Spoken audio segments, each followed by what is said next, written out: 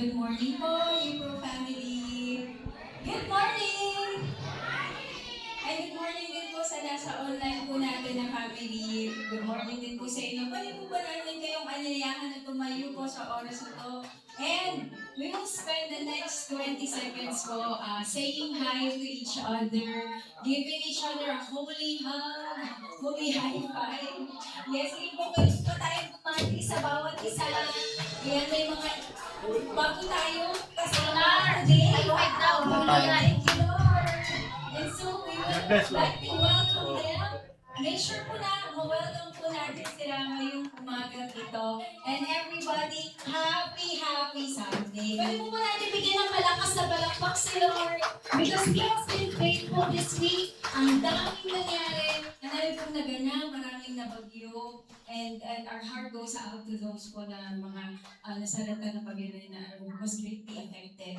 And we're here together today to stand with the Lord in giving compassion to them and as we give worship to God as well in response to His great love and faithfulness to us. You know po, in Psalm 22 verse 3, sabi po dito sa King James Bible, "But you are holy, O Lord, that you inhabit the praises of Israel." So, He is holy, sabi po dito sa message na to, and that He inhabits pieces of Israel, or in other translations po, of His people. Amen. So as we praise and as we worship, makakaasa po tayo that the presence of God will be mighty in this place. Amen po ba? And that's all we need. That's all you need today. I want to encourage you, no matter what season you are in your life right now, no matter what you are going through, God is for you and God will stand with you. Amen. And we are all here together po as one church family and we will worship the Lord no matter what we're going through. Bibigay natin yung best natin sa Kanya, best na papuri at pagsamba para lang sa Kanya because He deserves all the glory. Amen po ba? Amen. Are you ready, UPRO Church? Amen. Palapakan po natin si Lord. Come on, hawitan natin siya. Hawitan natin siya. Puso'y pagharian niya. Come on, sing. Hawitan natin siya. Sambahin ang ngalan niya. And 1, 2, 3, hey! Pwede po ba na tayong pumalakpak ngayon sa oras ito? Come on. If you're online, come on, sing with us and praise with us.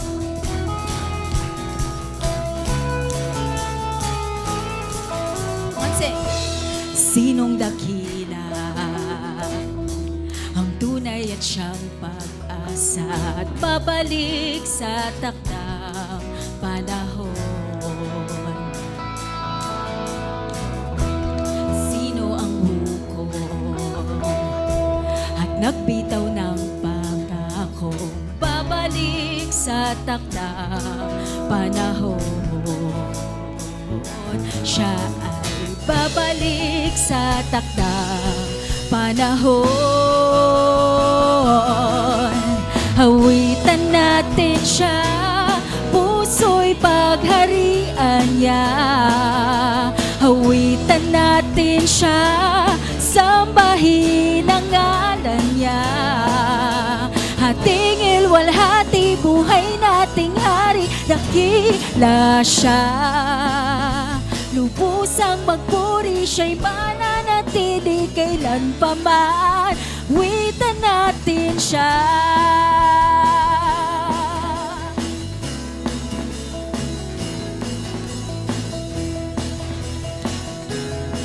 We're gonna sing.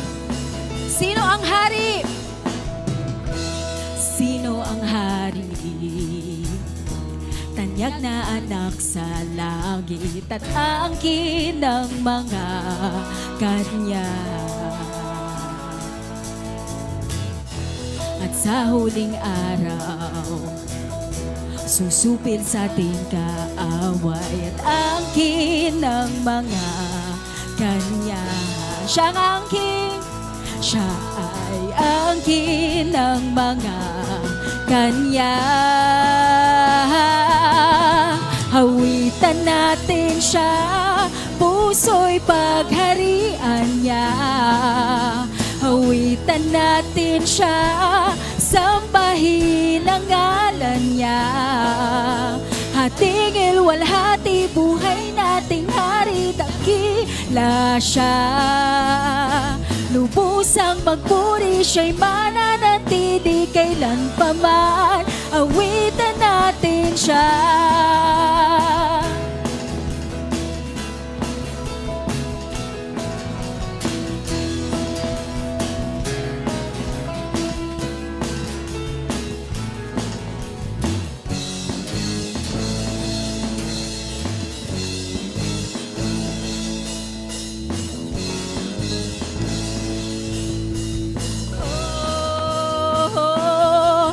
Habang panahon sa'yo'y maghihintay, kapangyarihan ay nasa iyong kamay. Mapawiman ang mundong kaharian mo'y lulugdan ko.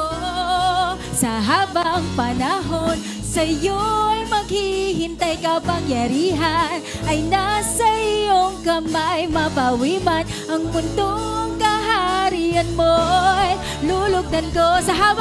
Sa habang panahon sa'yo'y maghihintay, kapangyarihan ay nasa iyong kamay. Mapawiman ang mundong kaharian mo'y lulugdan ko. Awitan natin siya, come on! Pagharian niya. Awitan natin siya. Sambahin ang ngalan niya. Awitan natin siya. Puso'y pagharian niya. Awitan natin siya. Sambahin ang ngalan niya. Hating ilwalhati, buhay nating hari, dakila siya. Lubusang magpuri, siya'y mananatili kailanpaman. Awitan natin siya.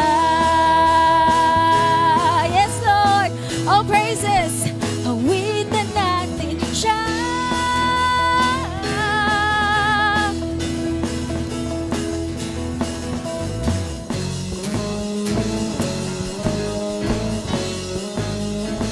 Come on, sabay-sabay.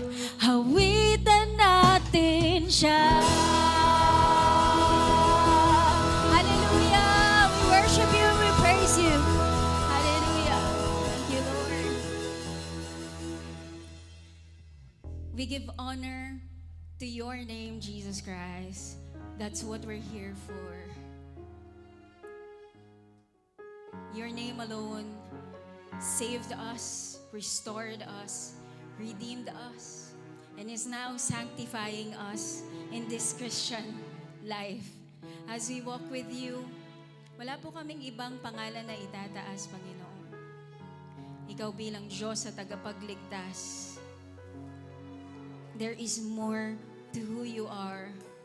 And Lord, our prayer today is as we come here in this place, Lord, all present, naalay namin ang buong buo kung sino kami ngayon, and we surrender everything. Gusto pa naming makilala ka, Panginoon. Gusto naming marinig ang boses mo. Gusto po naming maramdaman ang yakap mo sa oras na to. Kailangan ka namin, Panginoong Jesus. Oh, our Savior till the end.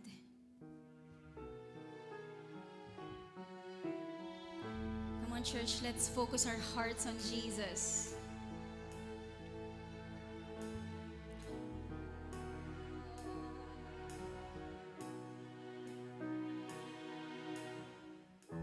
Savior of my soul. Come on, sing to Him.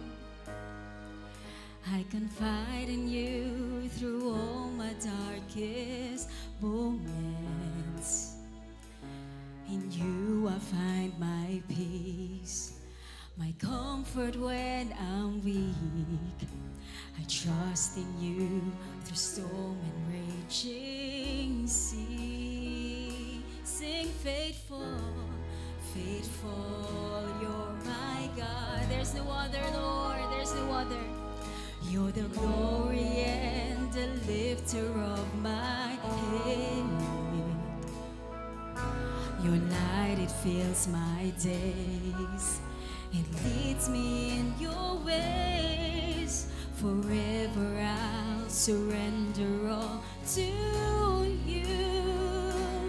And I live to worship you. My Jesus, you're the only one for me. Nothing will ever take your place, my precious Savior. Who can stand between my Lord and me? And I live to honor you. And I long to bring my life an offering. Take me higher, draw me deeper. I give all to be with you. On church, sing Savior. Savior of my soul, I confide in you through all my darkest hope. Come on, sing a love song to God. In you I find my peace, my comfort when I'm weak. I trust in you through storm and raging sea. So faithful, you're my God. You're the glory and the lifter of my head. Your light, it fills my days. It leads me in your ways. Forever I'll surrender all to you. And I live to worship you. My Jesus, you're the only one for me. Nothing will ever take your place, my precious Savior. Who can stand between my Lord and me? And I live to honor you. And I long to bring my life an offering. Take me higher, draw me deeper. I give all to be with you.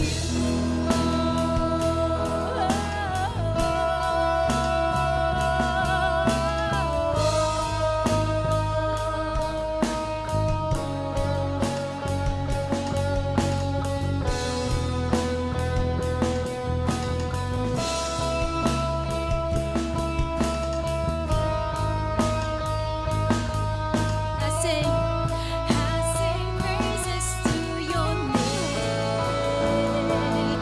Oh Lord, praises to your name. Oh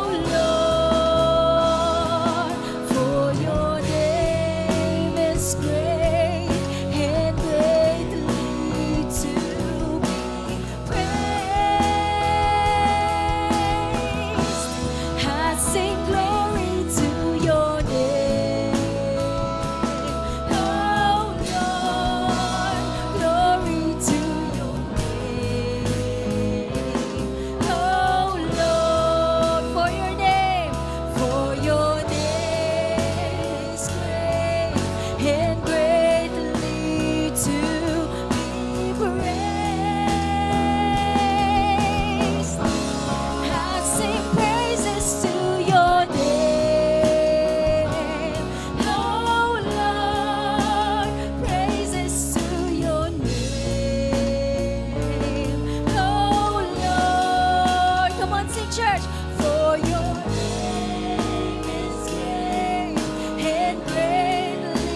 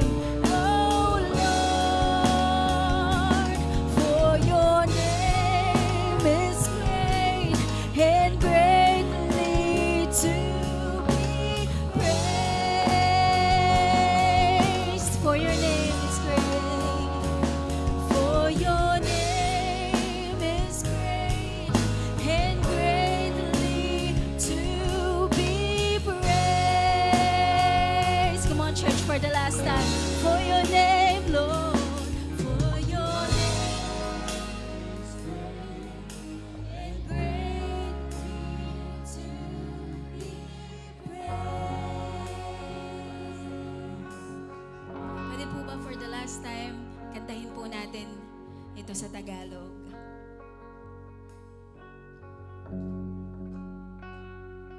At ang buhay ko'y sa'yo,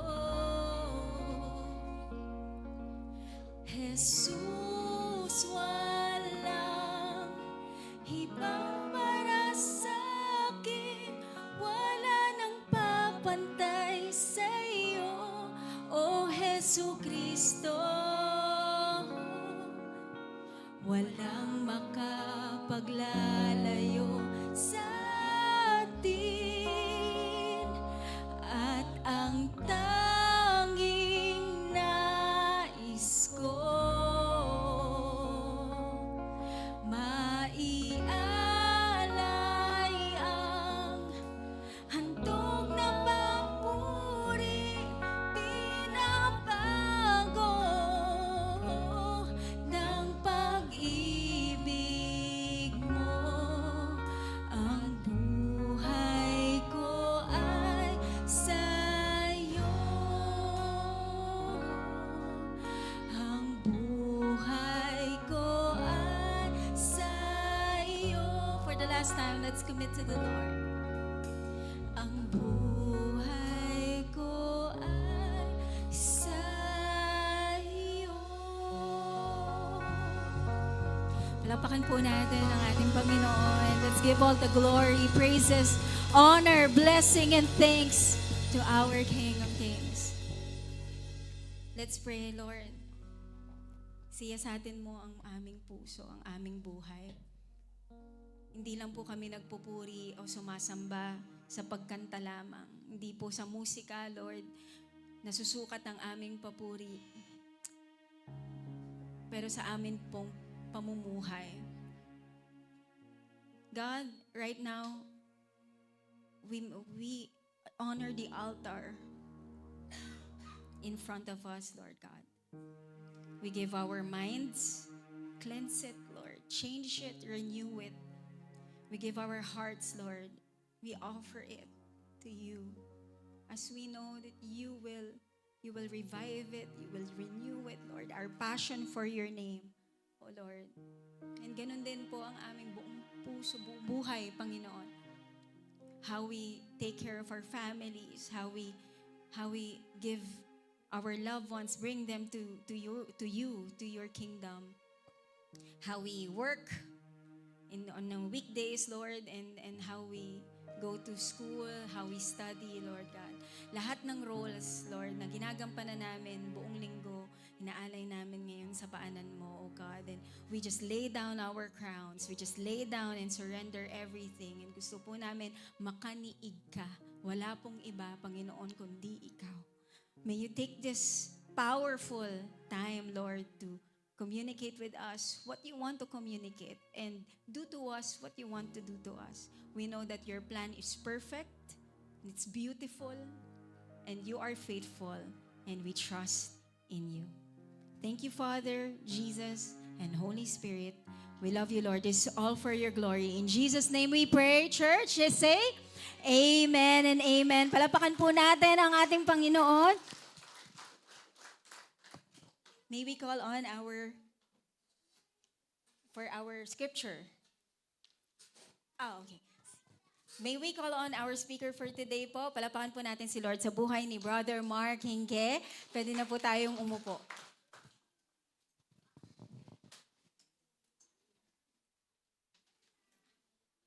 Good morning. Siguro baka i-off natin muna ng ilaw kasi I'm going to show you a short video. Okay. Dali lang, baliktad to.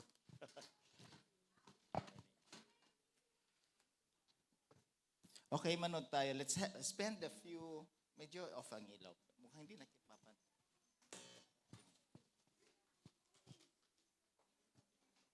Clear ba sa inyo? Clear naman, ano?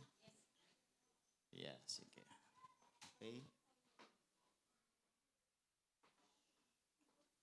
J-Pet, parang ayaw mag-play. Yun. Can we start from the beginning?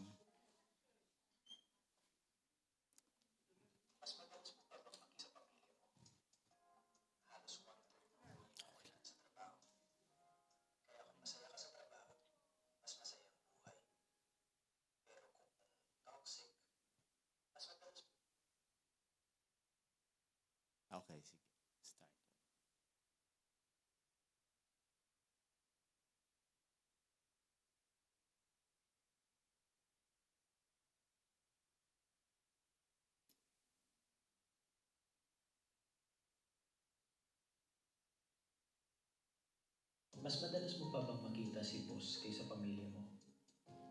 Halos 1/3 ng buhay natin nasa trabaho.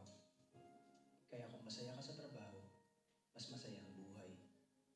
Pero kung toxic, pag-uwi mo, pati pamilya alam na bad trip ka. Yung boss ko, parang hindi mo alam kung sunny o may bagyo. Kahit good morning ko, parang may audit. Anong good sa umaga? Ikaw ba yung laging nako-promote yung iba? Present naman ako, pero parang walang nakakakita. Parang every meeting, feeling ko may matatanggal. At baka ako na yun. Stress na ako. Boss ko, promotion, office politics. Okay, good morning. Stress na ba kayo sa napanood nyo? You know, has anyone ever experienced this kind of situation? I mean, you know, a toxic, unfair treatment. You know, yes, lahat tayo. Today I want us to look at a situation that many of us understand very well. Being in a place that is difficult, unfair, nakakapagod, or painful. You know, for many of us, that place is the workplace. Sa trabaho, di ba? Difficult boss, office mate, unfair system, credit grabbing. Maybe for others, it could be the hope. Di ba? Sa bahay, sometimes it can be toxic. Yung kasama mo sa school, o kahit sa school. May mga teachers pet dyan na pinapaboran or binubuli ka or what, you know? Or even in church, nangyayari pa rin yan. Maybe you're a stay-at-home mom, maybe you're unemployed, maybe retired ka, maybe caregiver ka, maybe business owner, student. Lahat tayo dumadaan sa mahirap na sitwasyon, difficult situation. Now, the first thing that comes to mind, kung nasa loob, nasa ganyang sitwasyon ka, sabi mo, paano ako makascape dito? Di ba? Laging ganyan eh. Of course, lahat tayo gusto makawala sa ganyang sitwasyon. But have we ever tried to look at a deeper question? Ano yung deeper question? How do I recognize and respond to God when my circumstances seem to contradict His goodness? When life seems unfair? Tama. Now, let's read Genesis 29. Oops, sorry. Parang ayaw mag-ano. Can we go on to the next slide, please? Ayaw siya gumana. Okay na? Okay, may I request everyone to stand, please, in reverence to God's word. Let's read Genesis 39, 39, 22, 23. Let's read this all together, sabay-sabay tayo. Joseph's master took him and put him in prison, the place where the king's prisoners were confined. But while Joseph was there in the prison, the Lord was with him. Ayaw mag-work yata to. Pakipindot every ano. The Lord was with him. He showed him kindness and granted him favor in the eyes of the prison warden. So the warden put Joseph in charge of all those held in the prison, and he was made responsible for all that was done there. Next slide, please. The warden paid no attention to anything under Joseph's care because the Lord was with Joseph and gave him success in whatever did. Please, umupo na po tayo. Okay, Genesis 39 tells us, may kwento dito, that Joseph had been falsely accused by Potiphar's wife. Okay? Joseph had refused her advances and ran away, and she used his garment to accuse him. Let's try to retrace. I-retrace natin ang buhay ni Joseph. Okay, first, number 1. If you notice, nagsimula to nung bata pa si Joseph, nagdi-dream siya about, you know, doon sila sa field, mayroon silang bundle ng mga, ano ba tawag dyan? That his brothers, mga bundle, nag-bow down sa kanya, tapos na-dream niya din na may sun, may moon, 11 stars, nag-bow down sa kanya. Then we go on to Genesis 37, 3-4 says, Jacob openly favors Joseph and gave him a multicolored robe. So, obvious dito, paborito siya ng tatay. Okay? So, ang mga brothers niya naiinis sa kanya. Na it's either nainggit na o what na ano. So, they plotted against him at hinulog siya sa isang pit. Ano bang pit yun? Balon ba yun? Balon. Then, binenta siya. Actually, una ang plano na papatayin siya. Pero they changed, nag-change ang mind I think it's the eldest brother, si Ruben, was saying na, wag natin siya patayin. No? Ibenta na lang natin siya as a slave. Okay, next slide please. Now, nung nabenta siya dumating siya sa Egypt, binenta siya kay Potiphar. It's an Egyptian official, captain of the Pharaoh's guard. So, naging successful siya doon, pinagkakatiwalaan siya ni Potiphar sa kanya.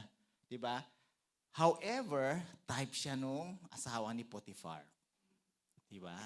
Gwapo siguro siya, no? Matipuno pa. Si Potiphar, medyo majonda na siguro. Okay. But anyway, so, ang wife attempts to seduce Joseph.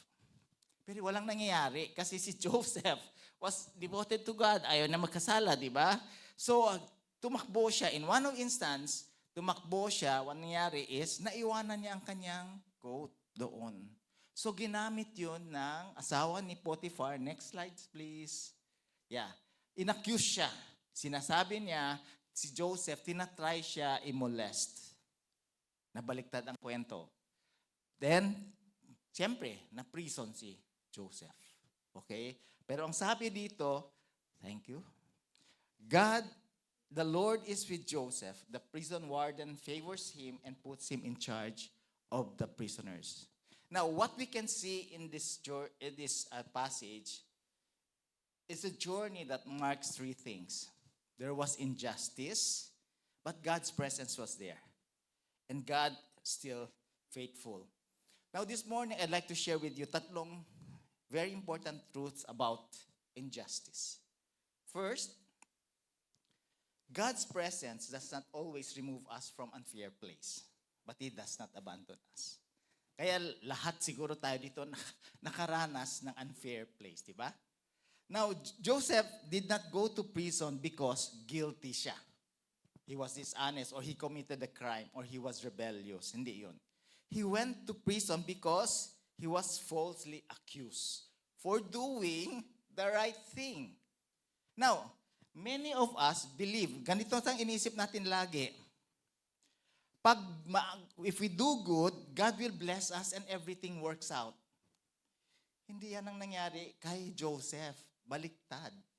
He did good, but still God blessed him, pero hindi maayos, diba? Napreso pa siya.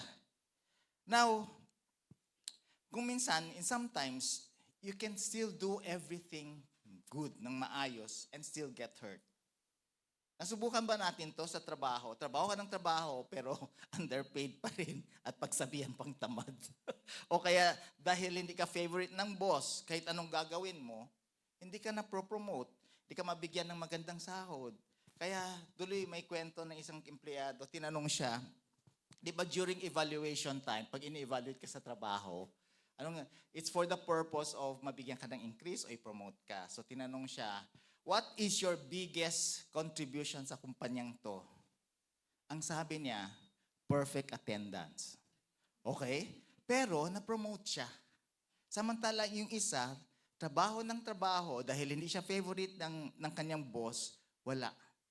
Mag-leave siya paminsan-minsan at nalilate siya paminsan-minsan, pero ginawa pang rason yun. Pero ang laki ng kanyang contribution. Hindi na-promote at hindi nabigyan ng increase dahil hindi favorite ni boss. This happens kahit saan. Sometimes we are even driven to ask the Lord a very difficult question. Lord, I'm trying to honor you. Why am I still suffering? Now, in the workplace, school, house, or even church, kung minsan, naiiba pa rin ang kwento. Diba? Like kay Joseph, nababaliktad ang sitwasyon. And Joseph really understood this. Ano ibig sabihin? He did not go to prison again dahil inabuse niya ang wife ni Potiphar. Baliktad yun eh. Pero lahat ng mga tao doon naniwala sa kwento noong asawa. Tama? Now, doing the right thing does not guarantee maniniwala sa mga tao. Diba? Pwedeng babaliktad daw. The other day, I was talking, I think last week was one of the things one of those weeks na ang daming pumupunta sa akin. No? There was one executive lumapit sa akin. Sabi niya sa akin, in-invite niya for lunch. So since may lunch yun, sabi ko, sige, go tayo. Para makalibre. But anyway, in-invite niya for lunch and then sabi niya sa akin, boss, sabi niya, I am so morally confused. Ko, ha? Ba't ka morally confused? Sabi niya sa akin, there is so much lies in this company. Sabi ko, what? Di ba? Sabi niya, alam mo, is part of the yung big group ko sa company. So sabi niya, alam mo, nung bago pa ako naging, before I embraced the faith, sabi niya, ako talaga palaban, away, ganyan-ganyan. Ngayon, now that, nagko-quiet time na daw siya, nagprepare siya ng ano, hindi ko alam kung gagawin ko ulit yun eh. Kasi bakit? Sabi ko, bakit? Anong problema mo sa moral confusion mo?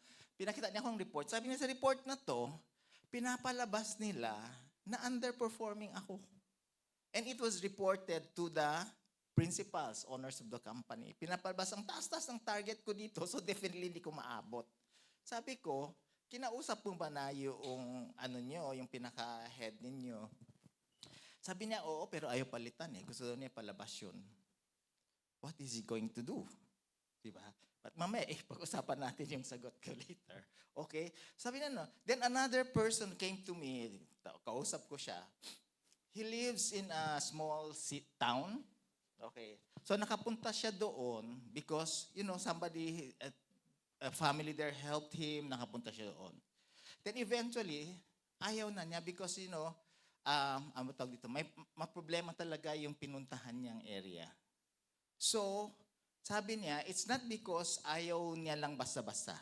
But the people, yung work niya doon, didn't really have, impact on the people that he was trying to work with. So, he planned to go to another city. Pero that's because it's a small town, ang dami ng kwento against sa kanya. Sabi niya, nadidepress na ako. Dahil sa kwento sa akin, kasi nandoon pa siya, hindi pa siya nakakaano. Sabihin, sabi ko sa kanila, ang hirap ng sitwasyon ninyo. Binabaliktad ang katotohanan para lumabas, masama ka. And hindi madaling sabihin, okay lang yun, tama? Siyempre apektado ka. At di mo maiwasan, sumama ang loob mo. But those situations are not permission for you to feel bitter. Okay? Ulitin ko yun. Alam mo masama ang loob mo, pero you don't need, it's difficult to say this, but sabihin ko like, those situations should not push you to become bitter, especially bitter with God. Diba? But, it's also a permission for you to accept that in real life, injustice happens. Nangyayari yan kahit saan. No matter how good you are, no matter how much you want to please people, meron at meron magsasabi ng negative against sa'yo. Hindi mo makokontrolado yun. May gagawa at gagawa ng hindi maganda sa'yo. Depende lang yan gaano kadami. Kung isa, dalawa, tatlo, is buong barangay. Di ba? Baka haway mo lahat. Nevertheless, we also need to be careful with our theology here. As Christians, we should not tell people, okay lang yan. That biblical contentment means pretending that unfair is fair. It's not. Unfair is unfair. Diba? Biblical contentment is not denial na may nangyayaring masama. No? On the other hand naman, hindi mo pwedeng sabihin na kung ayaw ko na sa kumpanya tong alayas na ako, bahala na sila. May pamilya tayo. May tuition ka binabayaran, may pagkain, may utang. Lord, kailangan ko makatawid hanggang sa susunod na payday. Hindi ba sa, but what can you do, first of all, is to be grateful for your job and still recognize that something is wrong. But what you can do is say, Lord, salamat, may trabaho ako. Lord, alam ko, nahihirapan ako sa sitwasyon na to. But alam natin, hindi mo ako ina-abandon, kasama mo ako. Okay? Natutulungan mo ko, you sustain me. Kaabay mo ako dito. Now later, I will discuss this further on how we should respond to this kind of things. Okay? But right now, I'm just saying that let us remember, in difficult situations, wherever we are, alam natin, kasangga natin si Lord. Diba? In a toxic environment, people may misunderstand you. They may manipulate you. But just like Joseph, kahit confused tayo, Joseph, ayos pa din ang kanyang pananaw. Alam niya si God, is with him. You see, our emotional confusion does not mean God is confused also. Tama? God knows what happened. God sees. God knows. God is there. Kasama mo. Okay? God does not abandon us.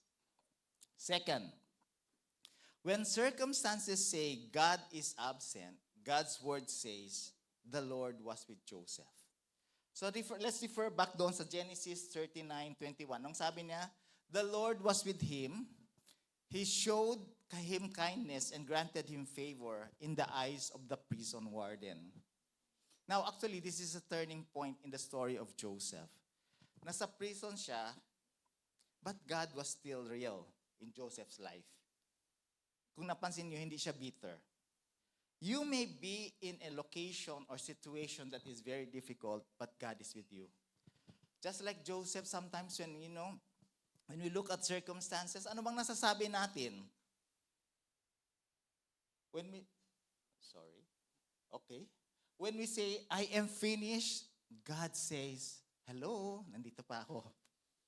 Diba? When we feel, ayaw mag-work siya. Happens. Next slide, please. Lumampas siya ng husto. When we feel nobody believes me, anong sabi ni God? I know the truth. Diba? Kahit walang maniwala sa'yo, when we think my future next is doomed, God is saying, I know my plans for you. Diba?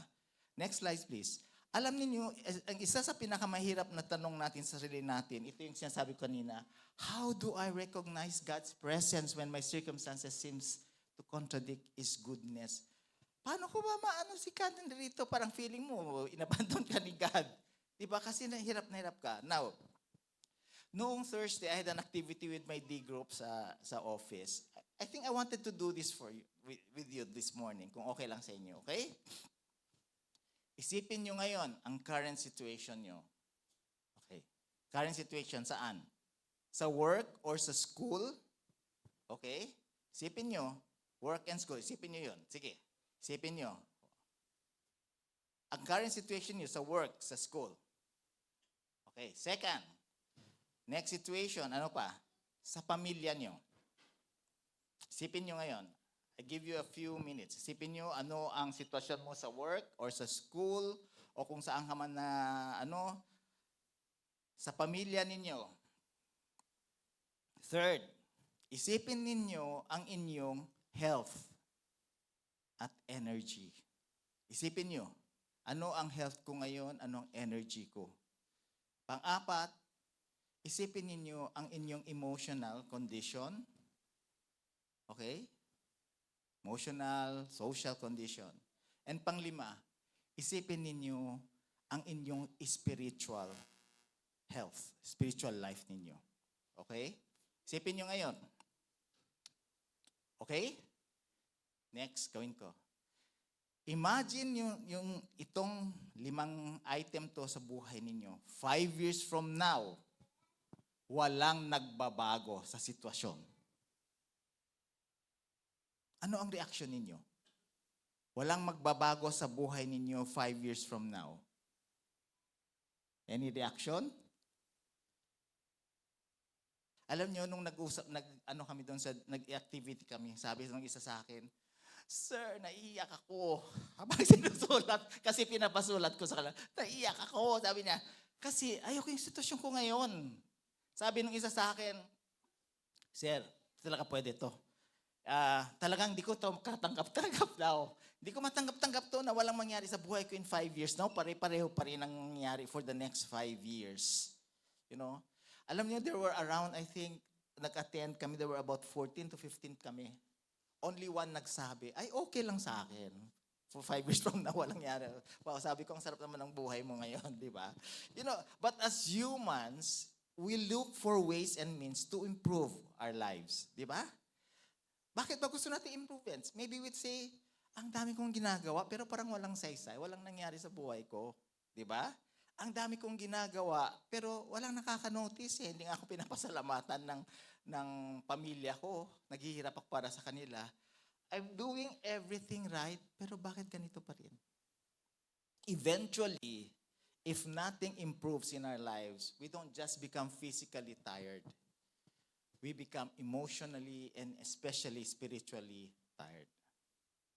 And we start asking God, God, nasaan ka pa? But God's answer dito sa Genesis 39:21, my presence is always with you. Genesis 39:21 says, the Lord was with Joseph. Now, let me ask you a very important question. If someone asks you or tell you, God is with you sa toxic workplace mo, sa toxic marriage mo, sa toxic relation, God bless you. At sabi niya, okay lang, dyan ka muna. How would you react? Is that okay para sa inyo? Of course not. Diba? Ayaw natin yan. Diba? The story of Joseph does not tell us to romanticize injustice. God's presence does not always mean, hoy, tumahimik ka na lang dyan, hayaan mo na sila mag-take advantage sa iyo. Pagpasensyahan mo na lang, your toxic boss is God's way of teaching you patience. Diba? And this is where we need to exercise what? James 1:5.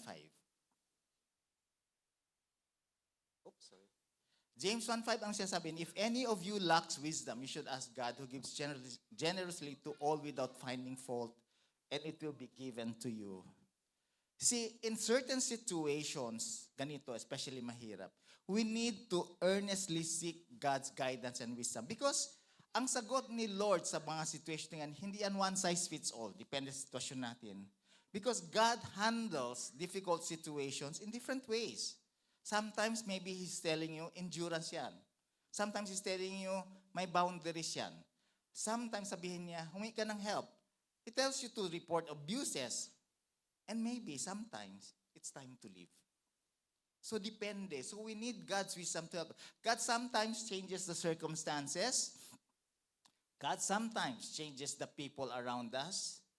But even if God sustains us while we wait for the right solution to our situation, faith does not mean staying passive in that environment. Kailangan mo pag-pray kay God, but you do. Faith means trusting God wherever obedience takes you. Okay? Let's go on to the third. Okay, anong sabi sa truth number 3, God's presence enables us to remain faithful and useful even in a broken environment. Now, if you notice, if you read chapter 39, it ends with Joseph still in prison. But even if he was still locked up, the prison warden entrusted him with some responsibilities. Nakita nyo? Diba? Magkatuan. Why? Because, first of all, God was with Joseph. God gave Joseph success in whatever he did. Now, look at the word did. Si Joseph, nung nasa kulungan siya, hindi niya sinasabi na, nasa prison ako, sige, pahinga na lang, chill na lang ako. O kaya sabi niya, bakit ako pakahirap trabaho dito eh? Unfair naman to eh. Di ba? Sometimes we have that kind of reaction. Pag dan sa trabaho, bakit unfair ako? Bahala sila, manigas sila. Diba? But not with Joseph. He continued to serve faithfully no matter what. Okay. Now, please allow me to share about my own experience. Not that I'm like Joseph, napakalayo po. I haven't accomplished much.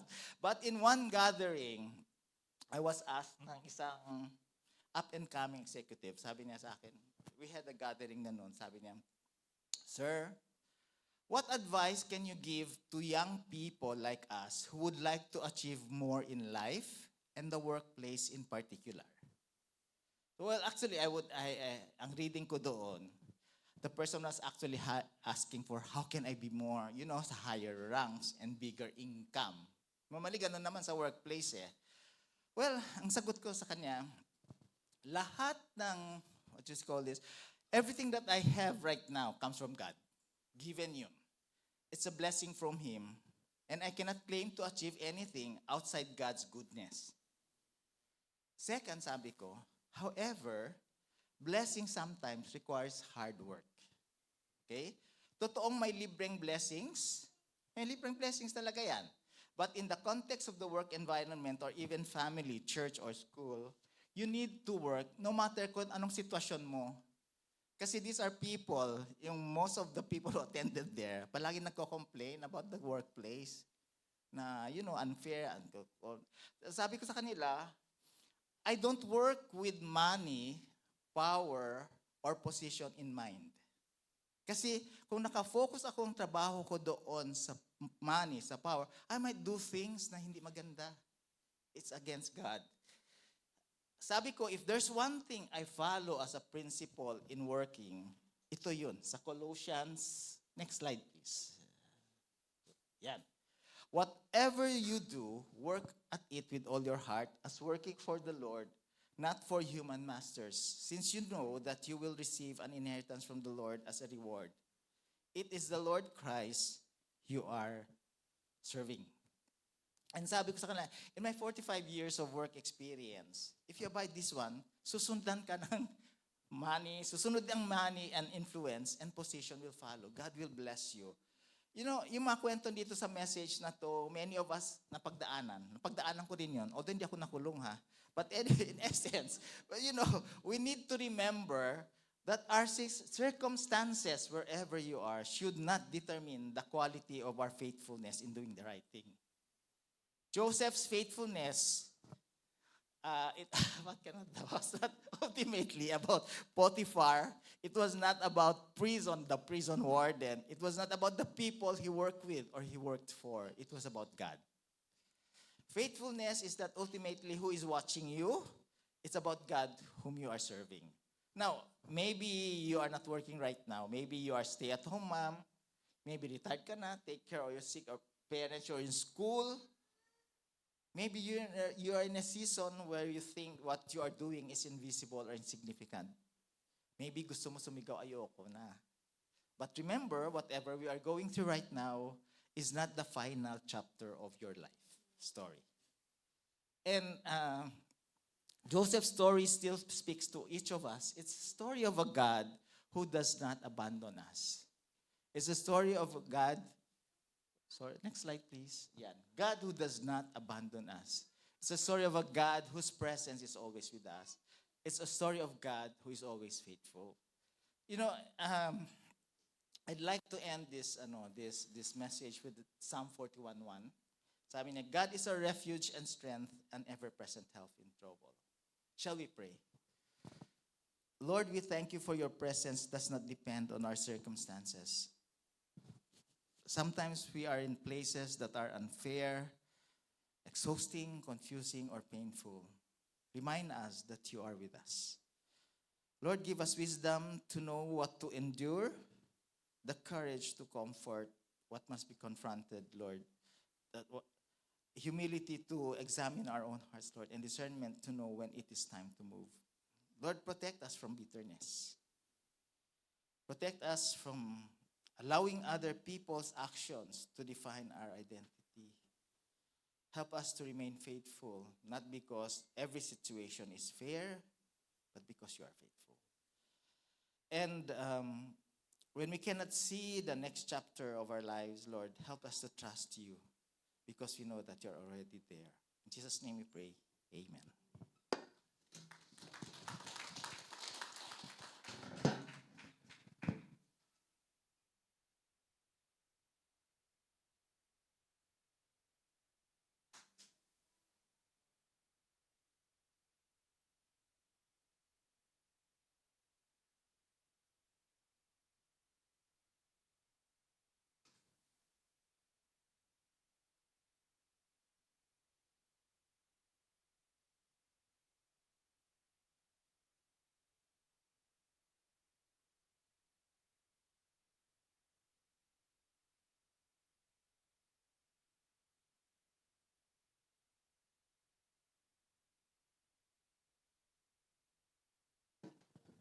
Alright, praise God. Palakpakan po natin ang ating Panginoon. So right now we'll be having our reflection questions, group discussion. So ipa-flash po namin sa screen yung questions ngayon. Pero we can group ourselves na 2 to 3 people in a group.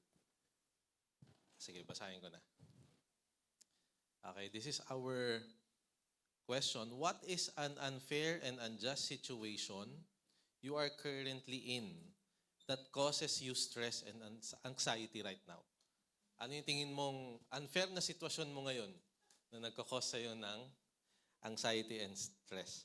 Number 2, think deeply about how God has appeared in the midst of the injustice you face. What is in it? What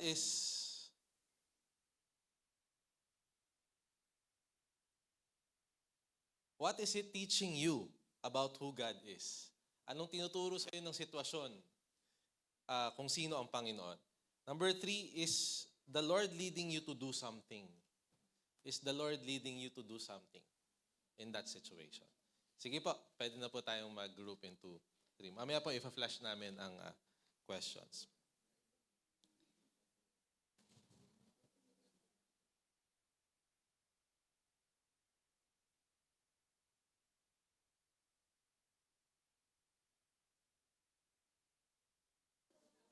Again, questions are, ano ang mga unfair situation, unfair and unjust situation na currently na nararanasan mo, na nagkakos sa'yo ng stress and anxiety. Number 2, think deeply about how God has appeared. Paano nangungusap sa'yo at paano nagpapakilala ang Panginoon sa'yo in that situation. At may nililid ba si Lord sa'yo na gawin? Sige po.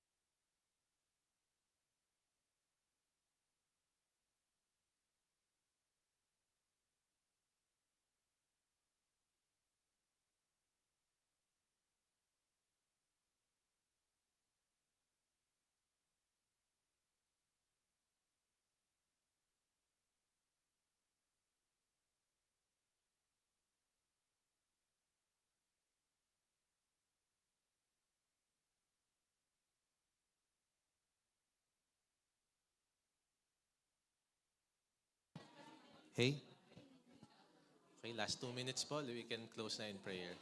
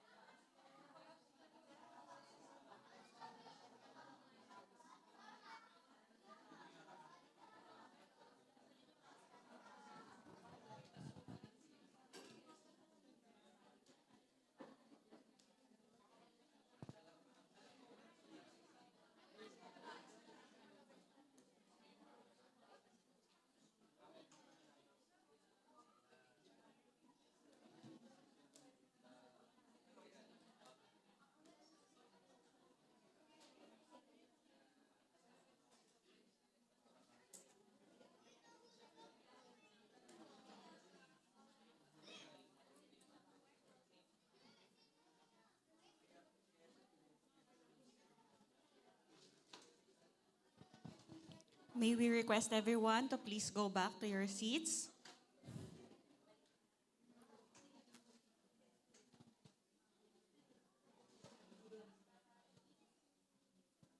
So tayo po ay dadako na sa tithes and offering. So even if parang ang discussion natin kanina, it's about workplace injustices, no? I will just relate that sometimes injustices come. No, sometimes injustice come na parang you are longing for promotion. No, I remember I asked my boss, I don't want to be promoted kasi ayoko ng responsibility. Pero gusto ko tumaas yung sweldo ko. No? Sometimes, ako personally, sometimes I want promotion because I want a merit increase. No? But not actually the responsibility. But one thing that I was reminded with Kuya Marking's testimony, no, when he was asked by his young co-worker, no, paano ba ang journey in work life, no? And the most important, I think, that sabi ko, pag may nagtanong din sa akin, sasabihin ko yon, no? No, one thing that we always have to share is everything that we have is from the Lord. Not just your work, not just the money and the resources, but everything. Even the opportunities that is open, even the skills, even the gifts that we have so that we can be good at what we do, or kung bakit tayo nakakapag-business, kung bakit tayo nag-excel sa ating work, it's also a gift from the Lord, no? And walang lalagpas, no? We really cannot say na it's hustle. It's because of hard work, no? It's always point back to the grace of God that everything we have is from the Lord. And that is why today, as part of our worship, is we will give back to God what belongs to God, which is His tithes. And if you have some more to give, our offering to the church. So let us pray. Lord Father, maraming salamat, Panginoon, for the reminder that everything we have, Panginoon, is from you. So Father, whatever it is that we will give, may it not stop our worship from what we are giving to this church, to this box, Panginoon. But Panginoon, tulungan mo kami to be a faithful steward as well of the remaining resources that we have. Not just money, Panginoon, but our time. Saan namin ginugugol ang oras, may it always be worship pointing back to you. Yung ginagamit namin yung resources, yung gifts na meron kami, Panginoon, help us to be faithful steward, Panginoon. And we know sometimes, Panginoon, we are struggling as we are experiencing injustice.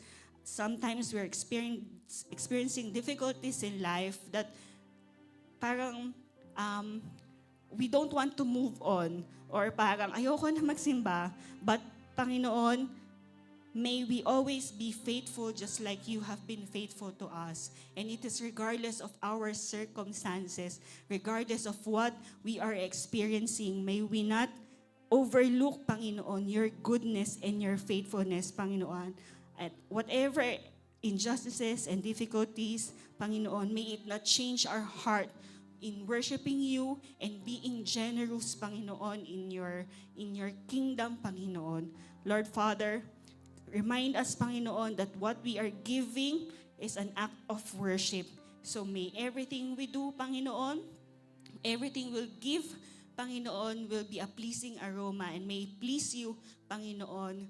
Lord Father, bless everyone that will be giving today and for kung kailan man po, Panginoon, to give back your tithes. Lord Father, I pray that you will bless their work, their hands, Panginoon, that you will also use them to put hope in the hopeless workplace, Panginoon. And in the midst of injustices, may we shine, Panginoon, and be a salt and light in the workplace so that in the midst of difficulties, people will be drawn, even sa a difficult situation, people will still be drawn towards you. And in the midst of difficulty, we will still be able to worship you and point back everything to you, Panginoon. Lord, bless everyone and bless the people that will be giving. In Jesus' name we pray. Amen. So maaari na po kayong pumunta sa harapan. And to everyone that will be giving online, wala. Yan. So, you can give via GCash. So, this is GCash QR code. And please, don't forget to put a comment or a message that it is for UPro. And wala. So, if you prefer a bank transfer, so this is the bank account under Metrobank. But please, do not forget to screenshot and give us a copy so that it can be accounted to UPro. Thank you.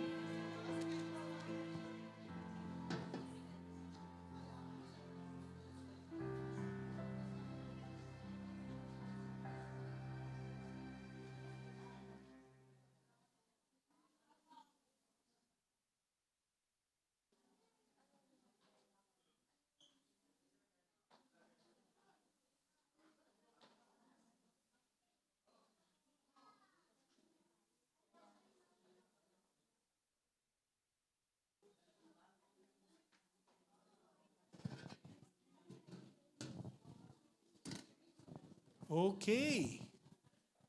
We want to welcome the first-timers. Meron po bang first-timers dito? First-timer. Ay, hello po, hello. Kasama po kayo ni Kuya Gani. Pinsan niyo po. Welcome sa UPro. And of course, ayun, first time mo ba dito? Okay. welcome. And of course, we want to welcome yung mga bumabalik din daw. Yung nakakasama na ng UPro. First time. Your name is? Si Princess. Princess po. Kamag-anak mo ba si Fernando po? Joke. Princess, welcome. Okay, welcome to UPro. Alright, so na-bless ba tayo sa message this morning? Praise the Lord. Amen. Okay, if you were blessed by the message, I want to inform you that every Wednesday po, so hindi lang tayo Sunday na bibigyan ng feeding in terms of the word of the Lord, but every Wednesday, meron po tayong tinatawag na midweek prayer night, kung saan we are given the privilege to hear the word of the Lord, one. Second, to celebrate our victories with one another. And third is to carry each other's burden by praying for one another. Doon natin mararamdaman that we are not just part of a church na pangalan lang, but that someone is journeying with us in life as well. So every Wednesday po yan. Every Wednesday. Kung saan gitna ng linggo at nararamdaman na natin yung stress ng linggo, no?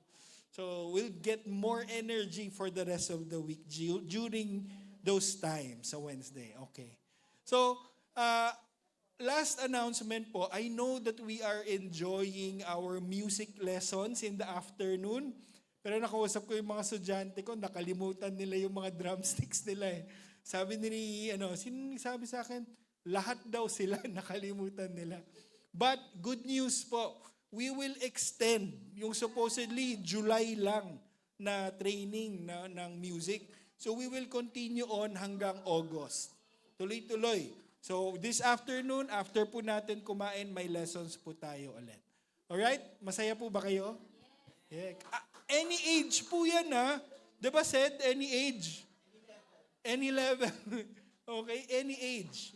Yung sa drums, basta abot na yung pedal, okay lang sa akin eh. Okay? Yun lang ang requirement. Abot yung pedal. Okay. So, with that, let's all rise up and close our worship service with a prayer.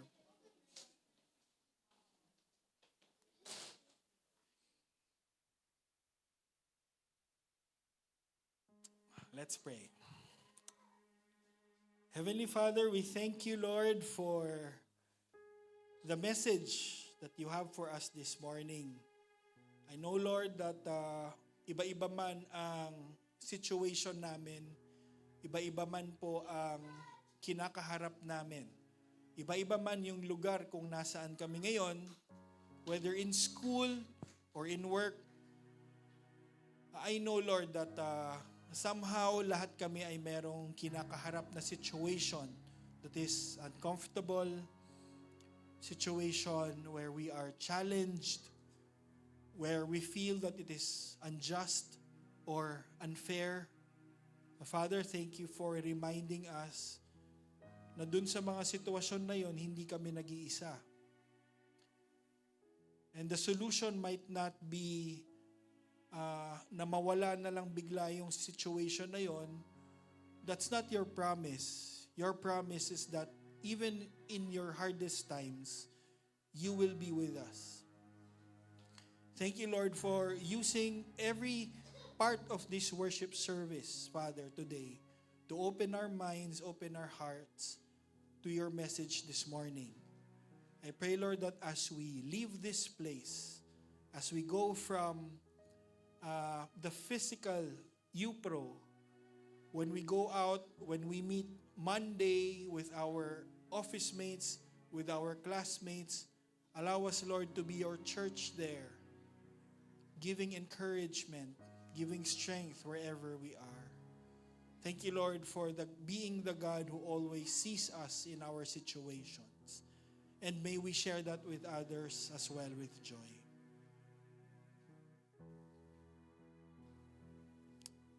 Father, thank you for the opportunity to come and hear you this morning.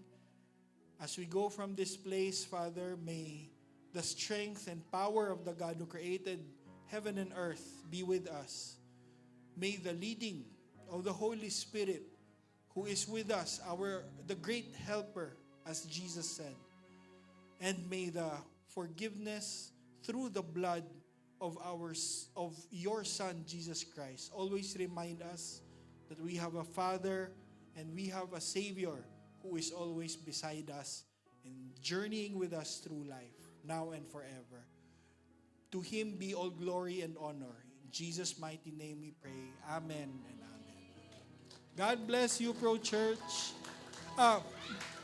Let's take a picture.